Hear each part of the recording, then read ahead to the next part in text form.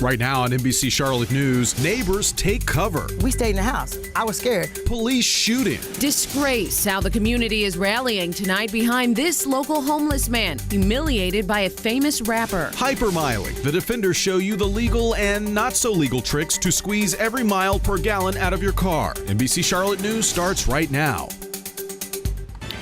We begin tonight with breaking new details in a deadly police shooting. It happened in a North Charlotte neighborhood. Officers were called there for a suicide threat. Tonight we've learned the man who was killed was 25 years old. CMPD has also named the officer who fired the fatal shots. Officer Brian Walsh, a 15-year veteran with the department. And for the first time, we're hearing from a witness who saw it all. As NBC Charlotte's Alex Shabbat reports, the deadly encounter happened right in front of her house. Stop fire. And I heard pow. I said, oh my God, somebody's shooting. The tense moments on this dispatch call. What's your location? Drop the stab, get us some units, shots fired. Happened in real time in front of her, she says. Here, Beverly Sweetenberg describes seeing an officer open fire on her neighbor. The officer run over here and he stood right there behind the car, put his gun up on the thing and shot across the street. It began at around 1 this afternoon. We got a call for service. A subject was threatening suicide. Police Chief Kerr Putney says when his officers responded to that call, they found a man armed with a hunting rifle. During the encounter, one of the officers perceived a lethal threat and fired his service weapon. But this witness says she couldn't tell if the man was carrying a weapon at the time of the shooting. His hands was up and he fell over like that. And when he fell over, he was facing this way. He's in the driveway, in the field position on his right side. The man, identified as 25-year-old Yaroslav Mosiak, was taken to the hospital and pronounced dead. Sweetenberg says she's never seen her neighbor acting erratically before. They don't bother nobody. They cook out over there. Now there will be a criminal investigation and an internal investigation. Meantime, Officer Walsh is on paid administrative leave, which is standard procedure. And Chief Putney tells us there should be body camera video of this deadly incident. In Charlotte, Alex Shabbat, NBC Charlotte.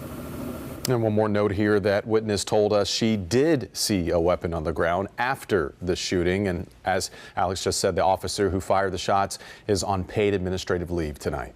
Also following breaking news about a nationwide 911 outage affecting AT&T wireless customers. The company tweeted moments ago the issue has been resolved. It affected people across the Carolinas and in several other states. If you live in Charlotte or Mecklenburg County and you're still having issues, you should call the number on your screen, 704-336-3237. New tonight, classroom chaos. 5 violent encounters in just 24 hours at local elementary and middle schools. In one case, a student in a fit of rage threw a textbook at a teacher. NBC Charlotte's Xavier Walton joins us live now with the details. Well, Rachel, here are the 5 police reports I was able to dig up tonight. One of those altercations happened here at McClintock Middle School. Tonight I spoke to a self-defense expert who works with teachers and says that they just don't feel safe anymore. And it just takes one that can not only ruin your class, but really cause some damage. Ryan Hoover, owner of Fit to Fight, specializes in self-defense. He even has a course specifically for teachers. The goal, in some cases, to give those at the front of the classroom peace of mind when encountering students looking for the wrong kind of extracurricular activity. I do teach elementary school, but we've had some students that have become irate, and we had to restrain them.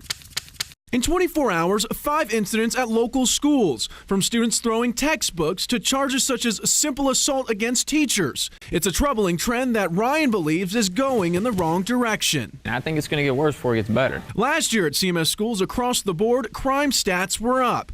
There were a total of 258 assaults on school personnel, including this fight right here. The video captures an all-out brawl at Harding High. 4 students were arrested, and the administrator caught in the middle says she got a concussion and is now out of a job. Because we're told not to really step in, but at the same time, we're also told to keep everyone safe. That's a fine line Ryan Hoover says teachers battle every day, but it's not a fair fight. Kids know that teachers can't really do much.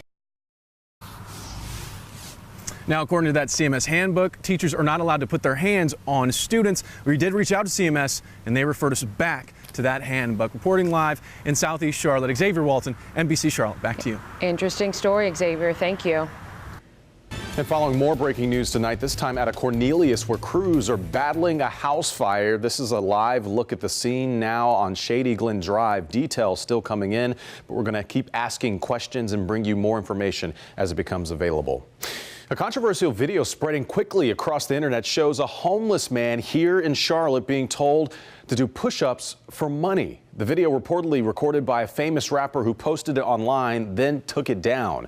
NBC Charlotte's Savannah Levin spoke to the man in the video. She joins us now live. Savannah, a couple here in town is on a mission to help this man. That's right, Fred. You know, thousands of people have taken to social media to blast rapper Meek Mill, who reportedly posted that video to his Instagram page over the CIAA weekend here in Charlotte. But one local woman decided that talking about it just wasn't enough. She went out to find him, and so did we.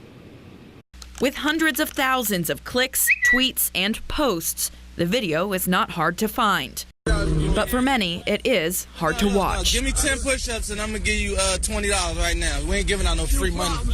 I didn't really want to do it, but I did it anyway because I was hungry. Bill Witten, who has Parkinson's disease, cancer, and lives in a tent, tried not to think about the fact that he was being recorded. 1, 2, 3. All he wanted was dinner. Anybody thinks they can't be homeless real quick, I got news for them. You can go homeless real fast. Enter Deani Needleman, who found Bill and took him under her wing. This is my favorite person right here in the whole world. Like, that's how I was raised. If someone needs help and you can help, you help. She bought Bill a new tent, new clothes, and they talk every day. She still hasn't seen the video. You haven't watched it? No, I refuse. I can't. I'll start crying. I can't. Won't do it. Bill says he's okay with things now because sometimes in your darkest hours, you find the greatest friends. It makes me feel really good because nobody ever did that before for me. Bill, who says he doesn't drink or do drugs, says he was in a shelter until recently when everything was stolen from him, including the shoes off his own feet. He now lives in the woods. We're going to post information on how you can help Bill through his caseworker on our website, WCNC.com. Reporting for NBC Charlotte, I'm Savannah Levins. I'll send it back to you. There's a reason everyone urged Meek Mill to take that off of his social media page. Thank you for your report and the follow-up on that story, Savannah. Breaking news out of California. Police are seeking charges against more than 100 people after a violent rally last year. This is video from outside the state capitol last June. That's when chaos broke out at a rally by self-described white nationalists. 14 people suffered stab wounds during that fight. Several cities under states of emergency tonight as deadly wildfires rage through states across the middle of the country. Firefighters hoping to catch a break with the weather, but the relentless winds continue. The wildfires have already swallowed dozens of structures and millions of acres, and they continue to grow, marching across Texas, Oklahoma, Kansas, and Colorado, where strong winds and dry conditions have created a tinderbox. These fires are so important to take our time, make sure we got containment lines. Just because of the strong winds behind it, they could easily jump containment lines. But the flames found an open spot in Kansas. This highway patrol video shows a blaze jumping across the interstate there. At least 6 people have died, 4 as a fire raced across the Texas panhandle. A woman frantically herding cattle in Oklahoma died from a heart attack, and a truck driver in Kansas was overcome by smoke. 900 near Sterling, Colorado have been forced to evacuate. Some who already know there's nothing to go home to now. My aunt lives just north of town, and we went by there just a little bit ago, and everything's pretty much burnt. It's gone. Smoke and flames continue to spread across the region, blocking roadways and threatening small towns like Buffalo, Oklahoma. We're just crossing our fingers and hoping for the best. Meteorologists out there say the weather conditions fueling these wildfires are expected to improve.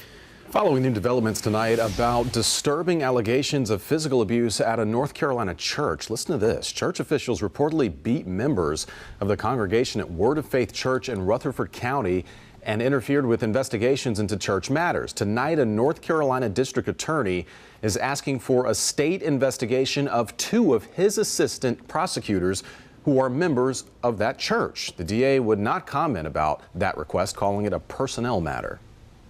Also developing tonight, a death investigation underway in Huntersville. Our cameras were on the scene off McCoy Road tonight where there was a large police presence. We know at least one person is dead, but investigators have not released any other information. Once we find out more, we will pass it along to you both on air and online. The I-77 toll lane project is underway as we speak, but tonight there's a new push to kill it. A bill introduced in Raleigh today would terminate the agreement and stop construction on the lanes that stretch from uptown Charlotte to Mooresville. Previous efforts to stop the controversial multi-million-dollar project have failed, but those behind this new bill say it's worth another try. And it's a long shot, but I mean, who thought the Patriots were going to win the Super Bowl? The Patriots did, and they won on that issue, and we're going to come back and we're going to win on this issue. If passed, the bill would force the Transportation Department to pick up on the cancellation fee. People against the project are promising they're not giving up. A health alert for parents tonight. An Elon University student has a confirmed case of meningitis. The Alamance County Health Department made the announcement this morning. Meningitis is an irritation of the covering of the brain and spinal cord. Symptoms include fever, severe headache, rash, stiff neck, stomach pain, nausea, and vomiting. It can spread by sharing silverware, foods, kissing, and sharing cigarettes. The health department says no other cases of meningitis have been identified. Police in Gaston County want you to be on the lookout for a missing man tonight. Here he is. His name is Ray Jackson. He's 90 years old and suffers from memory loss because of a brain injury he suffered a couple of years ago. We're told he was last seen at his home on Old Dallas Highway. If you have any information about his whereabouts, you are urged to call the Gaston County Police.